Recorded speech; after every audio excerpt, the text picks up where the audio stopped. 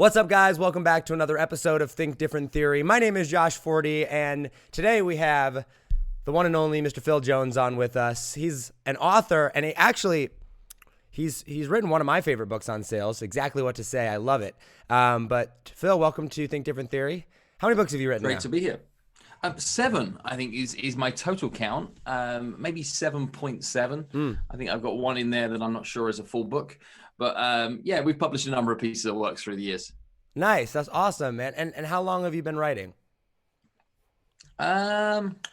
First published book was 2011. 2011. So, we're looking at bordering on a decade. That's awesome, man. Congratulations. I see that you're in your cabin, it looks like. Give us a little context around that. Well, guys, and before we dive into that here, we hop on and he's like, yeah, I'm in my cabin over here. And where'd you say you were at? I'm in Buckinghamshire, in Marlow, in England, about 30 minutes outside London. So are you from there? Is that where you grew up, or what's your connection there? I grew up not far from here, traveled a fair amount around the United Kingdom with different steps within my career, but now have a home just outside Manhattan in Hoboken in New Jersey as well. So spend time between the two. So you just decided that, maybe New York City wasn't the greatest place to be hanging out right now? Yeah, you might see that I'm a reasonably practical kind of guy and tend to try and make my own luck best I possibly can. And when we see this craziness kicking in, I thought, where do I want to be stuck for a period of time? And I thought rolling hills, beautiful countryside, and plenty of space without people around would outrank me being in the density of the New York metro area. Yeah, the epicenter of all of the coronavirus of the United States. Where is what country are you from? As far as I'm from America, right? Where are you a citizen? Yeah, I'm British. British? I'm Okay. British, Okay. but I am a UK citizen and I'm a US resident. Okay, so you have the ability technically, to live I live in the US, and this is my vacation home back here in the UK. Nice. And how long have you been in the US? Around 6 years, I think. My wife is American. Oh, okay. We met in Los Angeles back in 2014. And yeah, I've been spending a great deal of time. My business is probably 75, 80% North America. Next to nothing here back in the UK. And then the rest of it is rest of the world stuff. Nice. All right. So I think that leads us to the question of what is it that you do? But now for some context here, guys, I actually got introduced to you, Phil, do you know who Emmy is? I do. Okay. Yeah. Emmy's awesome. He's the one that introduced me to your guys' team. And he's like, dude, you absolutely have to meet this guy. He's brilliant. I'm like, sweet. What's his name? He goes, Phil Jones. I'm like the Phil Jones that wrote Exactly What to Say. He's like, yeah, and all these other books. I was like, sweet. So for the listeners that have never heard of you though before, tell us, give us the quick cliff notes of your backstory and what you do and why you're famous. Okay, I'm still not sure if I'm famous, but yeah, I've been in business for ever. Started with my first business when I was 14 years of age. How old are you now? I am now 38. 38. You do not look 38. Congratulations. Thank you. No, we try and work hard and eat well and take good care of ourselves too. So, so started when I was 14, been building businesses throughout my teens. At the age of 18, became the youngest ever sales manager for a big department store group in the UK. Went from there to become head of sales in a big furniture retail business and wrote the majority of their sales training programs in my early 20s, leading teams of people who were significantly older than me. Went from there to become head of retail, commercial director of 2 Premier League soccer clubs. Then built a property business with a business partner of mine that turned over around £240 million at its peak on a sales team of 5. That takes us through till about 2008. 2008, the world got a little tricky. We had a fairly significant economic downturn. We had a product that was great on a Monday that we couldn't give away by a Friday. That's how quickly it changed for us. Yeah. So I bought that business down. And I started this business by accident, really, in that I was invited in by a lot of chambers and commerce, small business networking groups, et cetera, to say, hey, Phil, how do we trade out of recessionary times? And could you deliver a 20-minute presentation, 40-minute presentation, 60-minute presentation out of that? And I started doing it while I was figuring out what I wanted to do next. And those speeches became invitations to say, could you then run workshops and do more from this? And while I was figuring out what I wanted to do, I started consulting, and I started to be able to run workshops, and I inadvertently built a sales training company. Then I wrote my first book. Then I kept getting invited by bigger brands to go deliver speeches. I've now delivered over 2,500 professional presentations in 57 different countries across 5 different continents, written 7 books. So that journey's played out from there. I own the publishing rights for most of my works too, so I run those as independent businesses. In addition to that, I own a digital marketing agency that supports the healthcare industry, that we built from scratch, that is a multi-million-dollar turnover business supporting the small business communities. And I sit as an advisor and professional, almost chief revenue officer, I guess, in from afar, as like a non-exec director to a number of medium-sized companies. And you're not famous? No. Not well known yet? Is that a goal of yours, to become famous? Not really. I see a lot of people that are chasing fame. I love the fact that some of my books are famous and people have no idea who I am. I really enjoy that. I like the revenue that we've generated through much of my success, and then what that allows us to be able to do in our life. I like the moments of fame that happen when I crush it on stage to an audience of 300, 3,000 people, etc. I get to enjoy those moments with working with people. But I also massively enjoy the fact that I can show up anywhere I want in the world and nobody has a clue who I am. Yeah. I love that. And I'd rather keep it that way too, because my feeling is with fame is there's a curve that's attached to it, right? Yeah. Where what then happens is your identity is attached to that fame. I worked in professional soccer for a while, and I got the ability to be able to see what would happen to pro players, where they would be like the big deal for a season, and then they would play like they're the big deal for a season, and then the following year they're off form, and their career would come over, and their whole identity was attached to being this heroine. And I didn't like it. I felt bad for them. I felt sorry for them. I felt that if they attach their identity to being famous, the second they become less than famous, or famous for now being the person who used to be good at something, then their relevance is lost and their identity is lost too. So I quite like producing evergreen things and things that can perhaps live on past me, but I certainly don't need the fame for myself. So, I mean, I want to talk about your accomplishments and kind of how you became so smart and yada, yada. But before we dive into that, like, I want to kind of look at how did you figure that out, in the sense of how did you keep a level head through everything, with everything that you've done? Like, what was it your parents that taught you? Was it who was it? Was there a mentor in your life, or did you just know? Because like you just read off a crazy list of accomplishments that if you were to, the average person were to read that, they'd be like, holy cow, this guy has done some stuff in his life, right? But yet you're super laid back, super chill. I mean, at least from what I can tell, very level-headed, not chasing the fame. I'm sure you have your thing that you are after or chasing, but for the most part, you seem very level-headed and not caught up in it all. How did that come about, and how did you realize that that was important? I think there's a few things to it. One is I had the both gift and the curse of being very driven and very talented from a very young age, which means I achieved a lot more than most of my peer group within that time period. I also lost everything at that kind of 2007, 2008, 2009 window, where I was really faced with a significant amount of adversity. And it's quite humbling when you get to a point in your life where you're trying to continue to win, but at the same time, you don't have enough money in your bank account to put gas in your car. And you know that when you're going to be able to fill up the tank and you're going to get to the checkout, that you're going to do the dance by, oh, the card declined. How did that happen? And you learn that actually there's a form you can fill in, and then you get 14 days free credit from the gas station to be able to go back with the tail between your legs and apologize profusely. And when you learn that those things actually happen, you remember to take nothing for granted. So no matter where you're at right now, then that can change over a period of time. The other thing is, and this answer only hit me later in life, is when I got the answer at the time, I didn't understand it. And now I understand it with great clarity. Is I remember asking my dad about his goals in life. And when I asked my dad about his goals in life, and I might have been like 13, 14, 15 at the time, Yeah. he said his ultimate goal in life was to be content. Hmm.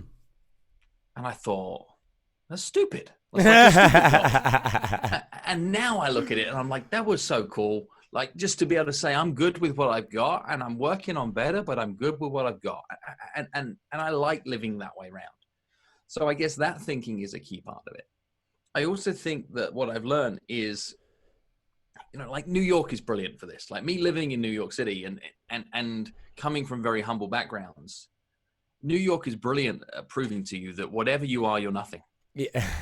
Right? You only have to like look around for a second. Yeah. And you're like, you think you're doing great? No, you're not. Right? Like there's just another example of there being another league and another level. And I thought, well, actually, if I get myself attached in chasing that game, I'm going to live my whole life feeling like a loser. Yeah. Because I'm just going to set a benchmark that I can never get on top of. Instead, I've seen examples of people do brilliant work and do it in the shadows and still allow themselves the ability to be able to step out of character. They can still just be dad or just be husband, or they can still be goofy around the swimming pool. And, they don't have to spend their whole life in character. And that ends up being more aspirational to me than somebody who needs to chase the next goal, the next goal, the next goal, the next goal. So how do you define success then? Like, what are you after now? Right now, the honest answer to that question is I'm not too sure, is the very honest answer. In a professional capacity, I've outperformed almost every expectation I had for myself as a child. Right. Already outperformed all of those. And for which I am remarkably proud of myself, and I'm happy with what those achievements are. I think where I'm at right now, and some of this was where I was at anyway, and some of it is circumstantial. We're recording this right now, and we are, mid-April 2020. We're in the middle of a chunk of uncertainty. And I'm looking for the gift in that crisis. I'm looking at saying, okay, my calendar for the rest of the year was ramped up with high-profile speaking gigs. I was in a situation where I was going to be the lead name on a big road show with a giant brand. I was busy and I had a lot of revenue attached towards that as well. And that's just all disappeared. Right. And I'm okay with that because now I'm here. Now I get to spend every night in my bed and hang out with my wife. And I get to be able to look at other areas of my businesses that I can start to say, hang on, maybe I wasn't showing up for those areas of my life as well as I could have done because I was involved in chasing other stuff. Yeah.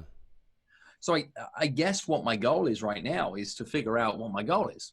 And I'm just allowing some space to be able to hang around on that and go, I'm okay not knowing. I'm also very content in the fact that a boatload of work that I've done in the past is still covering us up right now. So book royalties, retained client arrangements, savings, some investments, etc., means that we're not worried about paying this month's bills or next month's bills or the month after that bills. Right. And I'm not leveraged up. We're pretty lean through our companies. My team is safe. My family is safe. I'm going, okay, what do I want my next decade to look like? And that doesn't mean what do I want to do or what my goal is. It's what do I want my days to look like? What do I want to do in the morning? Where do I want to spend my time? Who do I want to be around on my birthday? Yeah. What do I want the holiday season to look like? Who are the people that have existed in my life, but I've always said that we should hang out more, we should spend more time together, and I've never followed through on that. What can I do to build a life by design that says, okay, this crazy chaos has thrown itself up. What can I do with 2020 to 2030 in the next decade that I will be remarkably proud of? I'm proud of the last decade. I'm looking at this and saying, can it be a line that says, okay, so what next, Phil? I think that's really important too. And I love what you alluded to here of like being okay with not knowing what's next and taking time. I have a coach and she talks about creating stillness a lot, right? And just getting out of the absolute craziness of the noise of the media and the world and the social media, everything else like that. My background, and I'm 26, but my background for the past 4 years has been social media, right? So I've grown and managed millions of followers on social, and it's a bit, my chaos is addicted to the dopamine hit of checking notifications and see how many followers we're getting for clients, right? Or revenue being added to the bottom line. And when you take that step back and you just go, hey, go get some perspective, go take some time to be out of the noise, give your brain a break, and you're going to find clarity.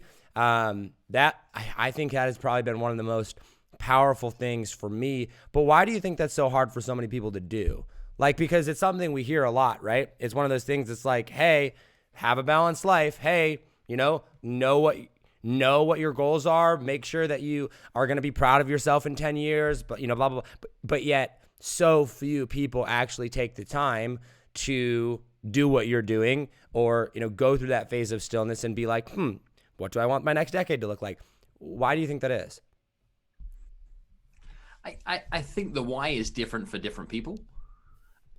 But I think some of the things that are recurring in the majority of people is they want what they want too quickly. They're not prepared to be patient. They're not prepared to go the distance. They're not to go through the messy middle. They're not going to go through the pain. They're not going to go through the rejection. They're not going to go through the friction. They're just not going to do the work. So it's easier to fall back to type, which that type could be complaining about their boss. It's easier to complain about their boss than to do the work to be able to get the boss's job. Right. It could be that it's easier to say, well, I'm going to stick my head into social media, checking notifications and likes and finding some metrics that have been created by somebody else to better measure my success than to search amongst myself to say what truly makes me happy. Yeah. It's easier to be able to say, well, it's somebody else's fault why I'm not achieving this, and pass the blame on to somebody else and to move it from there than it is to be able to truly do the work. And these are all choices, and those choices I think are okay. There are two types of people in this world through my lens, and there are leaders and there are followers. And there's two, that's it. And one could argue that many leaders are actually followers. What they are is they are in leadership positions following a predetermined mission that some other leader created. Right.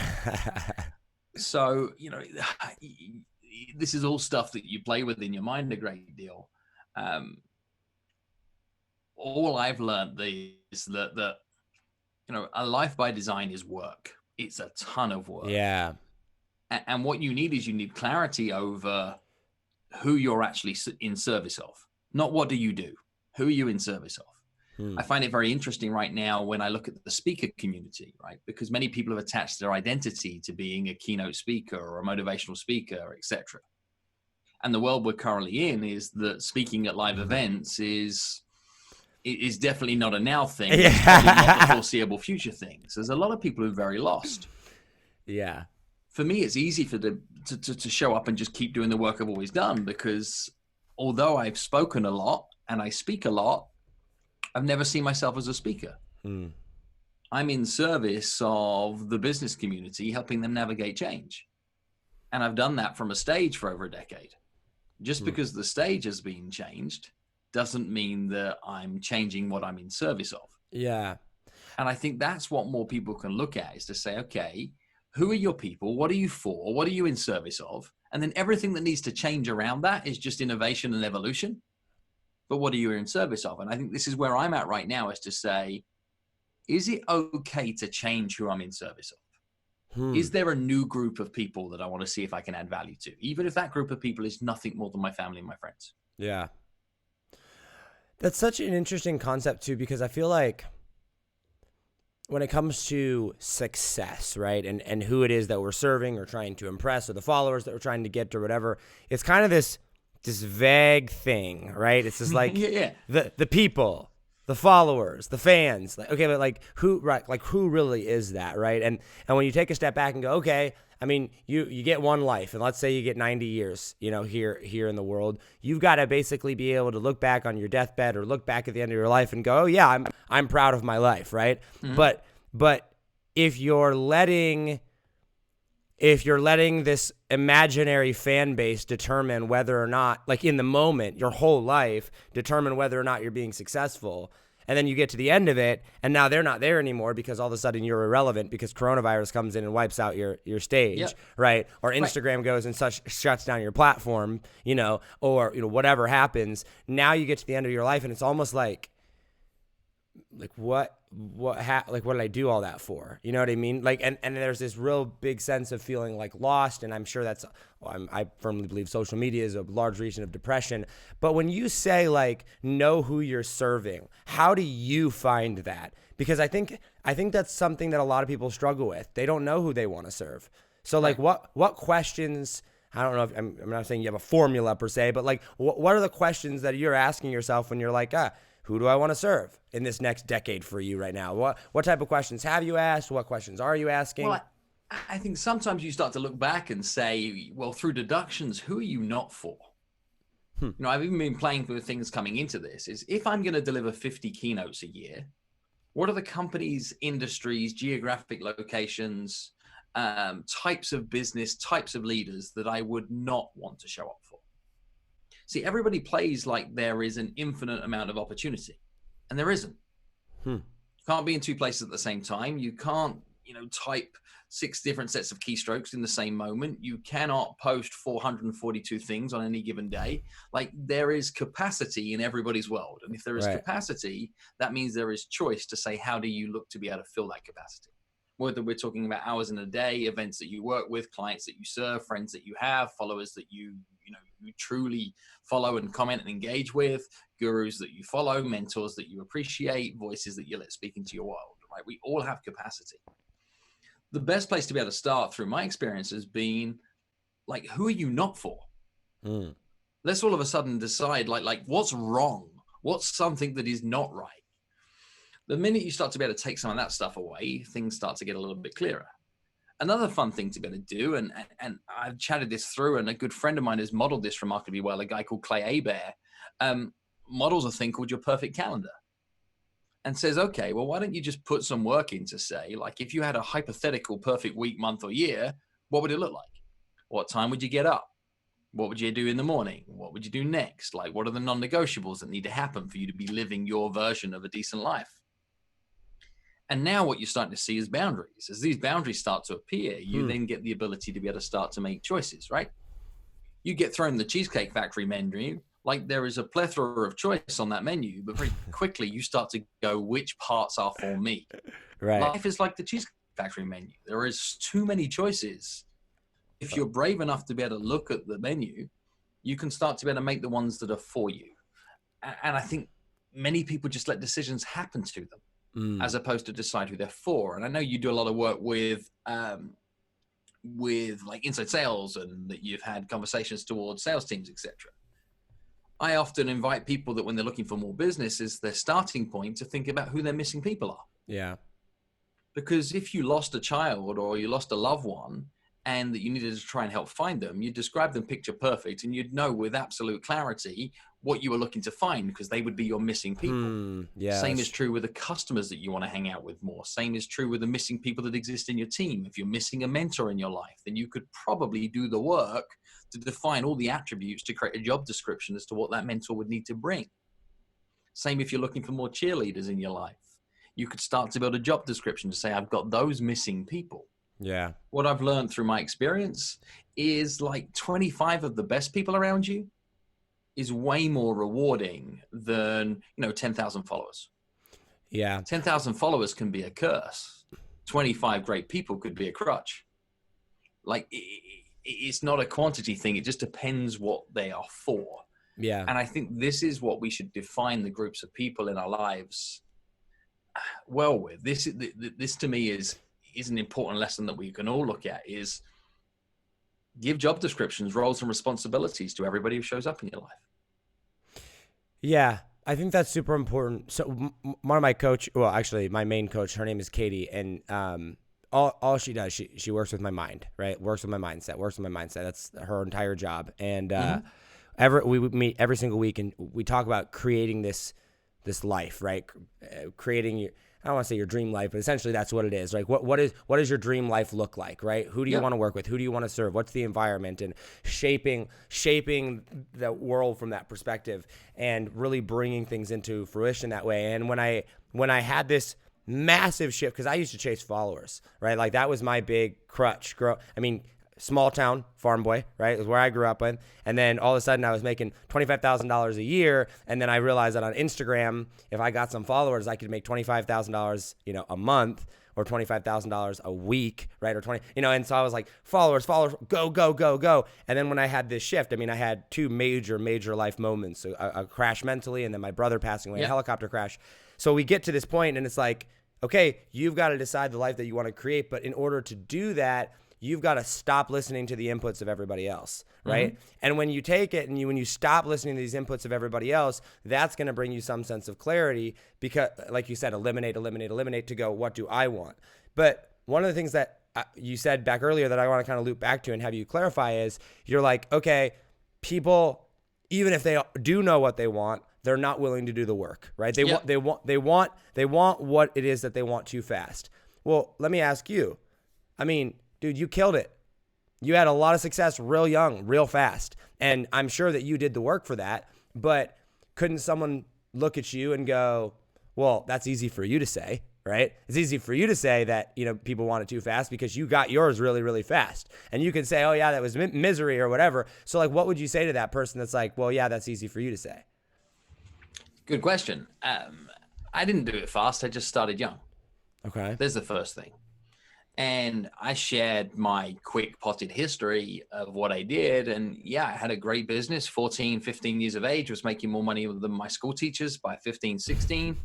I also had 3, 4 failed businesses through that same time period up until the age of 18. When I was in that leadership position in that first retail role, I faced rejection after rejection after rejection, faced a lot of discrimination, but I was also brave enough to be able to keep trying and keep coming back after each of those knockbacks. What I was brave enough to be able to do is I would do all the stuff that nobody else would. So the reason I got through promotions and gained experience real quick through 18, 19, 20, 21, 22 is I made myself nationally mobile to my employer. I said, if there is an opening anywhere in the country, I will consider it. I won't view geographic constraints as an issue. I will go where needs to be done. And if you've got a question of something that needs to be delivered that is a stretch for me, the answer is yes, regardless of the question. I got real brave. I kept throwing myself in off the deep end. I also did all the work outside of the work, which is, again, the stuff that people miss. Anytime I've ever met anybody who's better at anything than me, I've never said, wow. Instead, I've asked how. How do they do what they do? And I've done the work to be able to learn from people who are ahead of me in the race. I've sat them down. I've taken them for dinner. I've got into work early. I've observed. I've done all of the little things that say, how do I fast track my experience through borrowing the experience from other people? And most people that are successful are very happy to be able to give their experience, providing you do it at a time that works for them. So that might mean that I wanted to learn from the CEO of my company that I had no time to get a meeting with, but he went running at 6 a.m. in the morning. So I said, I know that you're too busy for a meeting, but if I come run with you at 6 a.m., is there any chance I can pick your brain on some things? I was doing that at 19 and 20 without the permission to be able to get into those meetings, to be able to find a way to be able to actually get me the insights and the transparency that I needed. Time and time again, I've also given myself the ability to reinvent, never be put in a box, and also then to be able to refine. So let's take, for example, my book, Exactly What to Say, that you've mentioned there. It is approaching 1 million copies sold, translated into 29 different languages. Didn't start there. I didn't write a book that's made more than $1 million in revenue. I delivered a training workshop in 2010 to a group of telephone specialists that knew me as a sales trainer. And my client wanted me to deliver sales training for their front desk staff to be able to help them with language. So instead of presenting it as a sales training course, I presented it as a communications course. And my takeaway at the end of that training was a 2-page PDF called Magic Words that was 17 words to influence, persuade, and encourage people to take action. 2-page PDF. 2 days after that, I was at a mastermind group with a group of other speakers that said how hard it was to publish a book. And I'm like, it's easy. I've done the work. I understand what's involved with the platforms. And we're talking now like 2010. And I'd done the work about self-publishing platforms. I knew all about KDP. I understood what was happening with CreateSpace and Lulu and all the tools at the time that were like revolutionary, brand new. Right. And I got myself into trouble with my big mouth. What did I say? I said, look, if my life depended on it, I could get a book published in 7 days. Oh boy. So what I did is I turned my 2-page PDF into like a 64-page book just by fleshing it all out. 7 days later, I've got a book called Magic Words. I ran Magic Words as a promotion. It was a download free giveaway that was happening at the time in my like web presence, etc. We did some KDP push promotions, and it wasn't my best work, but we did like over 200,000 copies of this into circulation. Wow. People loved it, but it was a pamphlet. It wasn't a book. And I knew that's what it was. But what kept on happening is people would like it as takeaways from trainings, etc. When I went through my geographic move formally of coming from the UK to the US, I wanted something that I could then lean on as a platform. I thought, I know what I'm going to do. I'm going to do a brand new book. Then when I was thinking I'm going to do a brand new book, I'm like, why would I do a brand new book? I already know something that works remarkably well within my ecosystem. I've done the work on time and time again. It's been the biggest takeaway from many of the speeches I've delivered through the years. People love to know the word stuff. Why don't I just write the book the way it was supposed to be written? And that was exactly what to say. So people say, how did you produce such a small book that did so well? There's like 10 years worth of work in that book. Interesting. And what often happens is people see overnight success, or they see something and they judge it through this lens of going, that was easy for them. Yeah. I've never met anybody who crushed it with anything, that when you dig into the story, you come away with the answer of like, that was easy for them. When you dig into the story, you find the truth. When you find the truth, you find the lessons. When you get the lessons, you go, am I prepared to do that? Right. Am I prepared to be able to take all those steps along the way? Am I prepared to be able to back myself with that? And this is what people aren't prepared to do. They're not prepared to back themselves. They need somebody else to be able to back them. Yeah. And that's the thing that doesn't happen. That's why people don't get the promotions, is because they're waiting for their boss or somebody else in leadership to say that you're ready. Yeah. Like, I didn't have a major publisher that said, here's a giant advance to be able to produce this book. I decided that I was going to be brave and put my neck on the line, put some of my own money into it and lean forward and say, I think this is what the market needs. And these are the things that people aren't prepared to do. And I 100% agree with that. People don't want to take risks. People want everything to be handed to them. Who's your market? Like, who do you primarily serve in the sense of your clientele, your followers? I mean, with what part of my business? Your direct-to-consumer part of your business. The short answer to that is I don't. I create targeting messages for different groups of people at different times. My primary social media marketing strategy is to work with other people's audiences. Work with other people's audiences. Okay, so let me rephrase that. Who is the type of person that you work with most? I've worked with over 800 different industries.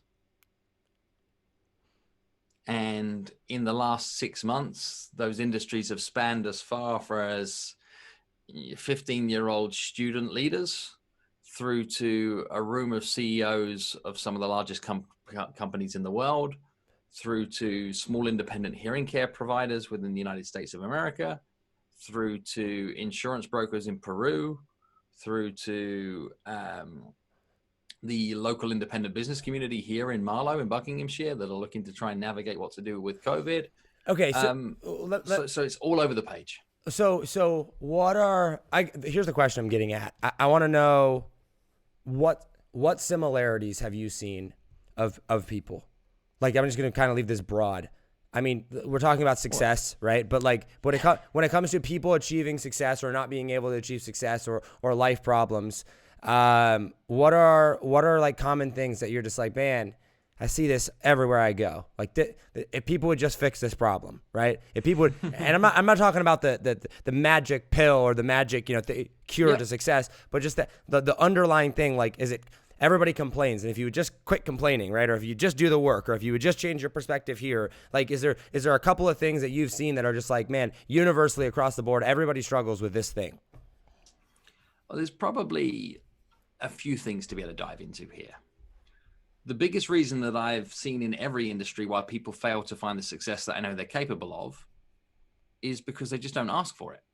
Hmm. Whether that's not asking people to follow you, whether that's not asking people to be able to buy from you, whether that's not asking your employer to be able to give you the opportunity of being able to take on more responsibility.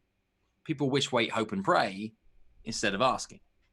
So asking is probably the universal skill that people need to work on more than anything, in my opinion. Hmm. When it comes to asking, though, there are then some ingredients that just don't show up often enough. And this is the work that I would encourage more people to be able to dig into. To be able to ask effectively, I think there are three things that really are necessary in every given set of circumstances. The first is curiosity. People should just be naturally more curious about life, like the ability to actually be able to dig at things and say, yeah, but why? Yeah, but why? Yeah, but why? Yeah, but why? We were good at this as kids, and we had it trained out of us the older that we get. We're really good at curiosity naturally as humans, but life leads us towards certainty. Yet actually curiosity is the only thing I'm certain of. It's like the thing that we should be digging at. Outside of curiosity, the second ingredient we need is empathy. And empathy gets talked about, but very, very seldom understood. The best definition I've heard for empathy is from a speaker friend of mine called John Acuff, who says empathy is to care about what the people you care about care about.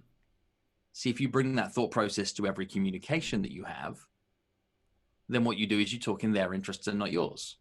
Yeah, that's interesting. Huh, that's good. Third ingredient that shows up in every successful person is courage. And courage isn't necessarily, I was so brave, I went to fight for my country. Right. Courage can show up in a variety of different ways. And I think sometimes courage is being vulnerable to not know, but try anyway. Courage is sometimes being able to say, well, like I'm just gonna lean into this thing right now. Courage is sometimes breaking down in front of your team full of people in tears and being brave enough to show them that you're hurting too. Like courage can be 1,000 different things, but it needs to show up in truth. Bring those three agreements or those three ingredients to more of your conversations, then regardless of industry, you'll find more success. What I've learned to be most interested in from working in the variety of countries that I've worked in and in the variety of different industries I've worked in is the similarities outweigh the differences. Yet still everybody wants to say it's different here. Yeah. And I've found differences that tend to be nuances rather than true differences. But what we're all in the business of doing is influencing people. Yeah. And people have largely the same motivating factors that influence them to be able to take action, regardless of what it is that they're doing. And you learn how to influence people, typically through language, typically through asking for the things that you want in life. And if you ask with courage, empathy, and some curiosity, then you'll probably get your own way more often. Yeah. Interesting. Why do you think people are afraid to ask? Fear of rejection. Yeah. That's such an interesting concept because I go through, as I look back in my life, and I'm only 26, but as I look back at my life, I'm like, I can see phases of my life where I was more confident and where I was less confident. And in the times where I was more confident, I asked for more things. But not only that, I've often found that when I'm confident in something, not only am I asking for things, my entire body, my entire life, my actions match what I'm asking for. And it's if your actions don't match what you're asking for, you're probably not going to get it. Right? You got congruence is key. Yeah. You've got to actually be able to go through and be like, hey, I need this. Here's why I need this. And the example that just pops in my head is if you were to go ask someone for $1 million, well, the answer is probably going to be no. But if you were to go ask someone for $1 million and you say, here's why you're investing in this company that has a massive amount of potential because my actions back up the fact that I need this $1 million, you're probably going to get your $1 million. The story needs to add up every single time. Take the $1 million ask, right? If I asked everybody listening to this show right now, run out into your local neighborhoods and ask everybody for $100, you'd be like, heck no, I'm not asking people for $100. If I said there is a young child who is the other side of the state that is desperate for a heart transplant, and what we need to do is we need to raise a ton of money to be able to get this heart that we have here to the other side of the state to be able to get this kid done. What I'm hoping we can do is rally the troops to be able to contact as many people as possible. See if we can get $100 donations from as many people. You're up for trying to spread the word. Now everybody wants to do it. So it's about getting the why right first before the ask. That's the empathy piece. That's the piece of saying, well, actually, I need to deliver this ask with the benefit that is attached towards the other person. And if you, Without that, you're begging. Yeah, that's Even think about it in its crudest of sense is a busker on the street that plays you a song maybe earned you $5 that you left in his tip jar. Somebody holding their hand out for $5, you feel less motivated, less inclined to be able to part with your money, regardless of how freely you could give it. What we want is transactions to be fair. And if things feel fair, then we're happy to be able to move forward with it. Yeah. If things feel unjust, that's where we're then like, eh.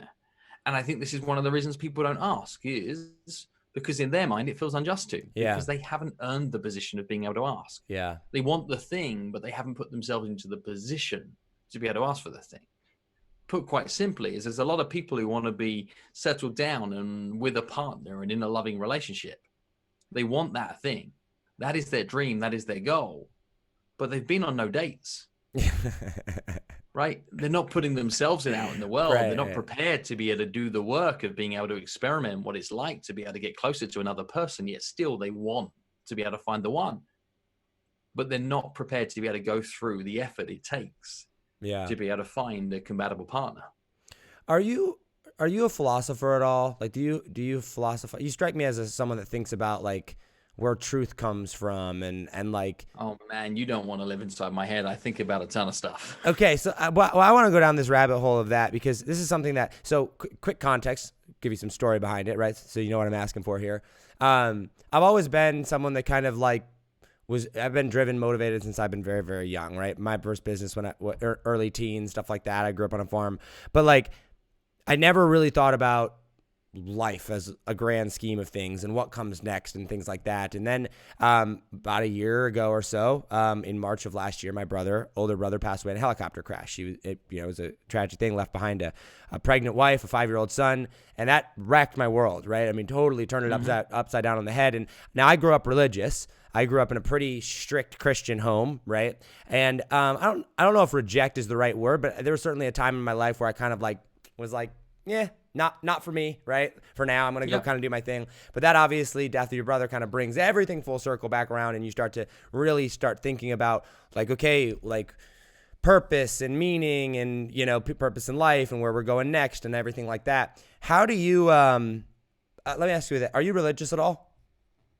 Not really. Okay. I guess I can be spiritual to a point. And I grew up with the church being part of my life in some way, but not deeply religious in any great way. Okay. So how do you determine what's right and wrong for you? And how do you determine like truth, what's truth is? Like, how do you determine those bases? Well, I guess right and wrong is interesting. If you look at any religious playbook, most of them agree that on the same versions of right and wrong, right? That like we learn value sets from our parents. We learn value sets from the environments that we find ourselves in. We learn value sets of right and wrong through consequences too. So life is a pretty good judge that if you do more things wrong, then you repeat those wrongs, then guess what happens is life stops giving you the opportunity to do more right? So that can show up a fair amount, certainly in my experience. There's another great part that I think is a pivot answer on this too. Yeah, please do.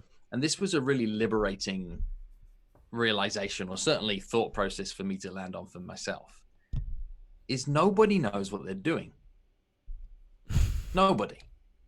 Whether they're the CEO of Apple, whether it's mum and dad, whether it is the president of the United States of America, whether it is the school teacher in the class, everybody's making it up. And they're doing the best job that they can, given their motivations, their biases, their pre-existing programming through life experience, etc. But there is no right. That was the belief that I landed on, is that there is no right way of doing things. Sure, there is wrong when it enters on the side of being not fair to other people, Right. where it ends up being, deceitful, distrusting, causing pain, any of those kind of things, etc. But if we're looking for how do we find what right is, there isn't one. Let's try and make this super practical. Is if I asked a room full of people whether they wanted to do good at something, to do better at something, or do their best at something, what do you think almost everybody would pick? The best. They pick the best, which I've learned to be a stupid belief. Because the best suggests that there is a finite place that is 100%, that is all of it. There is a right way of being able to do it. Companies are focused on best practices. What best practices do, and this focus towards trying your best, suggests there's a ceiling that you're never going to get to, that you're always going to live underneath that ceiling, and that ceiling is actually going to suppress your potential. Think about a point in your life where you struggle to do something. My guess is that at some point in your life, you struggle to do something and you proclaim to the people that saw you struggling, I'm trying my best. Yeah. And all the time you said the words, I'm trying my best, it didn't help you progress. Right. The progression came when you shifted your focus from best to better. When you focus on better, what happens is you soon surpass the thing that you were labeling as best. So actually, in all of the things that we're looking to do is to understand that nobody knows what they're doing, and that what you have the right to be able to do is to show up to see if you can find a better way. And my life has been the relentless quest for better, whatever that might be. And that's why times like even right now, I find difficult, because I'm struggling to know where to apply myself. What should I be showing up for in this right now? What should we be working on to try and make better through this change? I'm a fixer. That's what I like to do. And what's the stuff I need to be able to focus on? So I don't necessarily believe in gods and afterlives and those things. I don't not believe in them either. Right. Like I'm not like strongly opinionated in any given way. What I do believe in is that I'm going to do the best I can in the dash between the day I was born and the day that I leave the planet. I'm going to do the best I can to be able to contribute in that. And my focus is always going to be on how do we do this thing better, as opposed to taking somebody else's version of right and then judging myself by that version of right. That's super interesting. I've never heard anybody explain that analogy between the best and better that way. And I think that's, if we always just, because I do think that we will never reach our full potential, right? Like there's always room for growth, right? I'm sure you know who Tony Robbins is, right? If there's one thing I learned from Tony, then like just keep going, right? Keep expanding, and like your potential is I don't know if limitless is the right word, but it's certainly more than certainly we can comprehend in this lifetime. So if we can continue to get better, I think that's an excellent point. So what drives you? And what I mean by that is like one of the things I've been studying a lot recently during this whole coronavirus thing is I feel like I'm very blessed, and as are you, and as are a lot of people that have the ability to have finances, and we're not worried about paying our bills, and I get to work from my home or from my office, like this, and so coronavirus, like whatever, I just go about my normal life, right? But like I know my purpose in life. I have this very deep-seated root of like where I want to go and like what I want to do, and yes, that can change, but like I feel like I have a very purpose-driven life. A lot of people, though, I feel like that I have met or that are struggle with a lot of things. I know this is really, really big in America right now. Is like people don't feel like they have a purpose, and so I believe that everybody has a purpose. I am religious, and I do believe in God, but I believe that purpose comes from a higher power per se. But like, where do you find your purpose, or where do you recommend people look for those people that are struggling, that are out there, that are like, I don't know what I want to do with my life, right? I don't know what I'm passionate about. Like, I don't know. I grew up a farmer, or I grew up in a big city, and my dad was a welder, and now I'm a welder, or you know what I mean? Or my mom was a school teacher, I'm a school teacher, or to that type of person that's out there, that's like, they don't have this big underlying driving factor just burning within inside them like I do and like you did. Like, what would you say to them? Well, firstly, I didn't have a burning factor, right? Like my first business started at 14 years of age because I wanted to buy a pair of sneakers that my dad wouldn't give me the money for. and I stumbled across finding out a way of being able to make that money. It wasn't like a burning purpose. This belief that you have to have this defined purpose, I believe, creates an unnecessary amount of anxiety in a huge quantity of people. And we're back to the point that we made at the start of today's conversation, which is this whole leaders or followers thing. We try and train people that everybody needs to think that they need to be a leader, and that isn't necessarily true. The world needs followers. The world needs people who are just going to show up and they're going to smile through their day and they're going to do as they're told and they're going to do it to the standard that is being asked of them, and they're going to enjoy the ride, right? Like, the world needs people that are going to do that. I think instead of trying to find your purpose, there's a better question to ask. And the question to ask is, who are you for? Who are you for? Who are you showing up for? Who are your people? Because the second that you get clarity on who you're for, your purposes start to show up with more clarity. You can decide categorically, I'm for my kids. That's it. I'm for my kids. So now what you do is your purpose is to do whatever it takes to be able to provide the foundation for your family. That becomes apparent. Your purpose could be, I'm for the tens of thousands of people that are currently going without water in Africa. That's what I'm for. And I'm going to do whatever it takes to be able to make a dent in that. Your for could be, like, with absolute clarity, that it is for fulfilling some of your own selfish ambition. And that's what you're for, is to be able to get to some milestones. And there's certainly been points in my life where what I've really been chasing is a vision I had for myself to be able to prove and test that I am capable of achieving more of what I thought I could. But that was selfish. I was for polishing a part of my ego that needed to be tested. But it changes at any given time. Like, in this call right now, here's what I'm for. I'm for delivering the best, most honest interview I can for Josh Forti and his audience. That's what I'm for right now. What I was for this morning was helping a business owner navigate the decisions as to whether he should or shouldn't let some of his staff go through difficult cash flow crisis times. So what was I for? I was for the long-term success of his business and the short-term mental health challenges that he could be dealing with at this moment in time. And I was for him landing on a decision that whatever happened was he was comfortable when he knew he'd thought through. That was my purpose in that given moment. But it's not like this one guiding light, right? We are humans. Life is scrappy. My good friend Michael Port said a great quote that plays out in my mind quite a lot, where people say things like, life gets in the way of you, like, living your purpose. Life gets in the way of you doing it. And he's like, no, life is the way. Yeah. Like the mess of it all gets defined. And what happens, like, if you think you have your divine purpose and a tornado comes through your town? Yeah. Like, your purpose is looking after my people. So what happens always at a given point in time, answer the question, who are you for? Let your purposes show up. I love that. Depending upon what the people around you then need. I love that.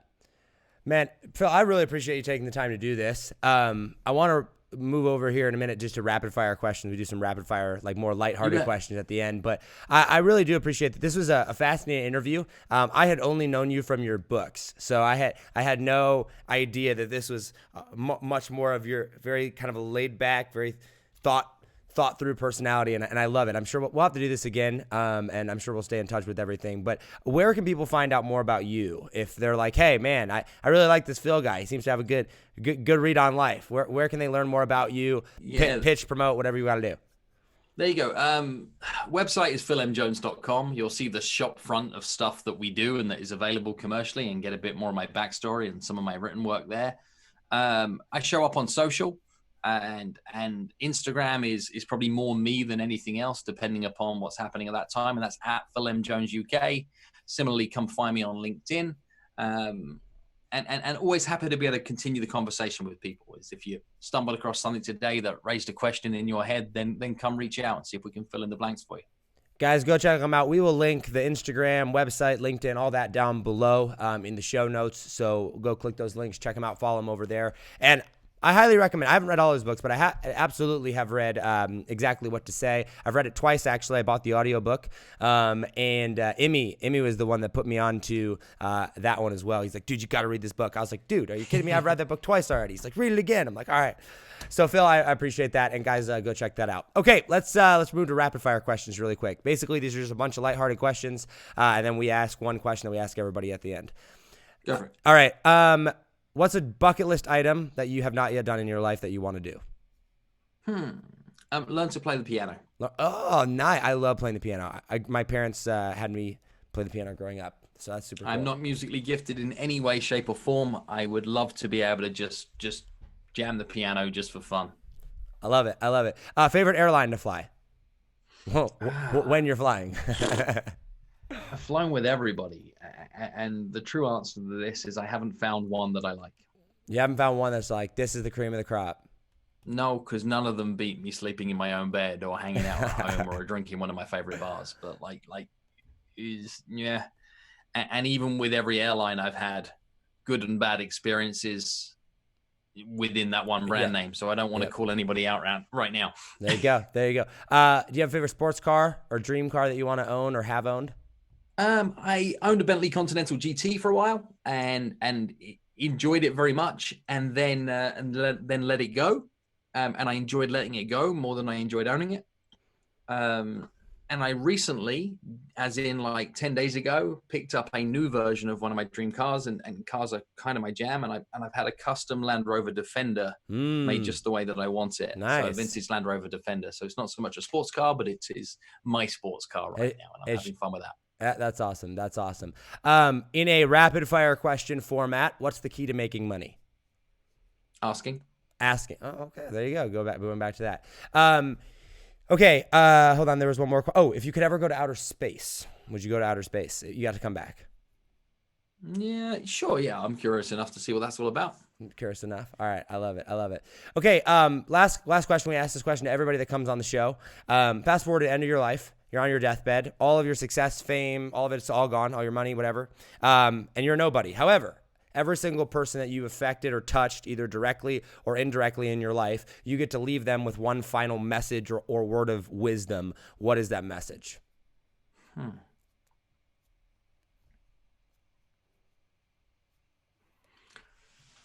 It's a big, deep philosophical question. For sure. Don't fuck it up. What do you mean by that? I feel like that needs a little bit more clarification. I think that's the point, right? In a way, is the most important thing that I think through in that response is to define what the it is. I guess that's a really interesting point. I'm going to have to think about that one for a minute. That's actually probably one of the most unique answers we've gotten on this. And I've asked this to probably 150 people now, 200 people, something like that. So, thank you. I don't typically curse, so I apologize for that. But that's probably all right. what I would say. Well, we can take out that one word. That's not a big deal. Put a little on it, so it'll be good. I do have to ask you here before we go. I see in your background here, and you can't see it on audio or on video either, but I can see it because I have a little bit brighter thing. You got this picture in the background over your couch here. Is that a picture of you? It is not. It is not. So if I kind of show you a little bit more on my video, there's a pair of pictures. There you go.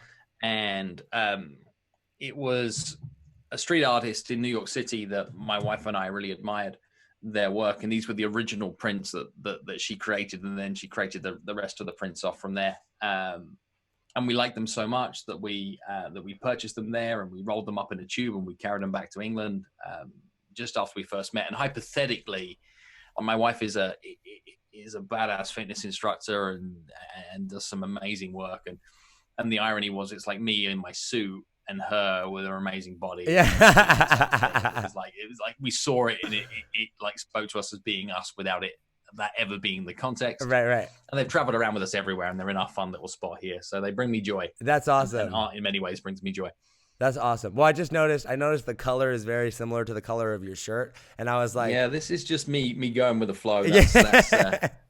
That's convenience. Awesome. Well, Phil, thank you so much for your time. I know it's valuable. I really appreciate this. We'll be blasting this out to a bunch of people. It'll be super awesome. Any final last words or anything?